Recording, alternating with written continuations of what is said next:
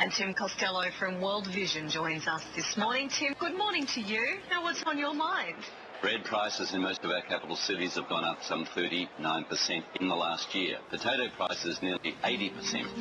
And if you're on a fixed income, you really feel that. The global food crisis is really an unprecedented event. We've never seen so many forces come together at the same time to put extraordinary pressure on the poorest people on the planet. Imagine if we got news that there was a small child all alone in the desert, hungry, thirsty, dirty. How would Jesus want us to respond? The World Bank's estimated there's probably another 100 million people affected, and by affected I mean forced into extreme poverty. 10 million Kenyans, that's 30% of Kenya's population, are on the brink of starvation. I mean, think about it, that's half of Australia's population. So that's a lot of people to be affected quickly. And the estimate was that 7 years of poverty relief was undone by this food crisis very quickly. Something like 20% of the kids in Kenya have been identified as malnourished, and 1.5 million children are at the risk of starvation. Where's it mainly happening? Well, a lot of it is in Africa, a lot of it is in sub-Saharan Africa. In other parts of the world, certainly higher prices have been causing problems in India, Pakistan, Afghanistan in particular has been hit very hard. We've seen a lot of civil unrest in 40+ countries at different times. World grain stocks have been run down to very low levels. In January, the government declared national emergency as the country faces a shortfall of 5 million bags of maize. Let me repeat that the government will not allow any Kenyan to starve. And in fact, some governments even got to the stage where they started banning food exports. And a lot of this has to do with a simple fact, that people can no longer afford to eat.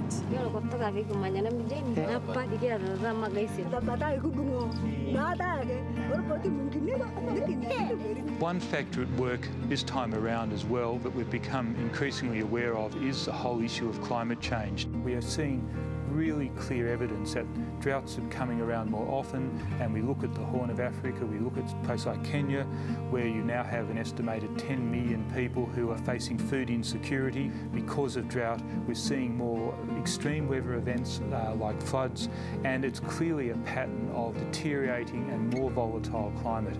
You see, when I was a young kid, or when they were young, rain used to come at specific months. But right now, we expect the rain and it's not coming. We can pray for seasonal rains to fall, and that the work we are doing on land regeneration will reinvigorate the soil. Then when the crops are planted and the rains come, the people will have enough to eat. The big one that's caught a lot of people's attention is the rise of biofuels. Where does the ethanol come from? Well, in the case of the United States, it comes from corn. So possibly 30% or even more of US corn production, and they're a very big corn producer, is going into ethanol. Did you know it takes 232 kilos of maize to fill one full tank of ethanol? Now that's as much maize an African person consumes in an entire year. Biofuels seem like a terrific idea. You're growing fuel, it's green, it seems ideal. But we've realised that at least where biofuels are at the moment, they've got a lot of negative consequences for the poorest people in the world. So basically we're feeding our cars before we're feeding ourselves. Then we've got just the basic fact that the world's population is growing by 1.2% a year. That means about 75 million people or more coming into the world each year in net terms. So they've got to be fed as well. I've been chatting with locals and they all keep telling me how it's getting more and more difficult to feed their families. But I know we can make a difference. By being open-hearted and not tight-fisted, we can bite back at hunger. Deuteronomy 15:7 says, "If there is a poor man among your brothers, in any of the towns of the land that the Lord your God is giving you, do not be hard-hearted or tight-fisted toward your poor brother." How are children keeping their spirits high? Thomas's father is so malnourished he can no longer eat. He's 400 kilometres away in the city, trying to get some treatment, and in the meantime, Thomas is head of the house. He and his brother eat one meal a day, and it is obvious that it has been that way for quite some time. Most days, these guys don't get enough food to feed their families. Tomasi here goes to school crying because he doesn't understand that his family isn't hiding food from him. He doesn't understand the concept that maybe there's just not enough food to go around. What we feel here in Australia with our bread and potatoes, they're feeling literally with their loss of food. That's really what's on my mind today. In the Horn of Africa, for example, what we're seeing is grinding down of people because of having to eat less, having less nutritional intake, having to have smaller meals.